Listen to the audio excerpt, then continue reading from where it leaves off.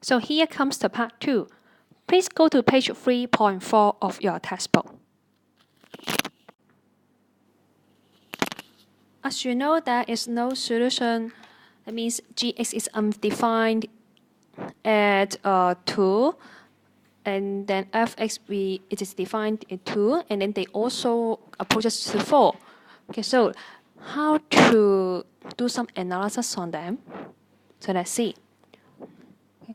So we can use a term called limit to see because they approach as 4.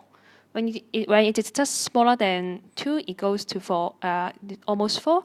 If x is just greater than 4, it also goes to 4. That means literally these two look similar.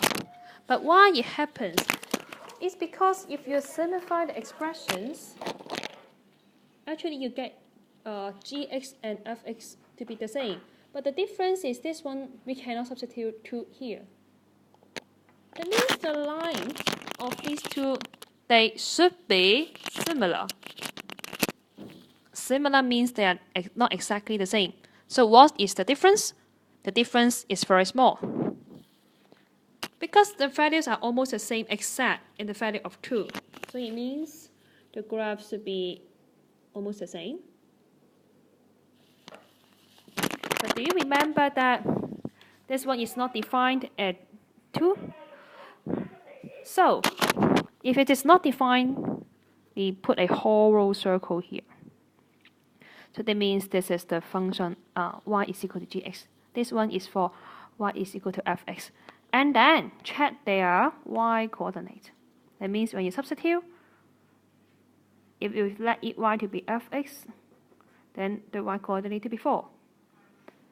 Okay, and then this one, we do not have g2, but it approaches to 4. So you get this one approaches 4. And for fx, it approaches 4 too, because it really goes to 4. If it is x is tends to 2, that means it also tends to 4. Okay, so if you know that there is a limit, that means it must goes to a value when it is just larger than it and it is just smaller than it.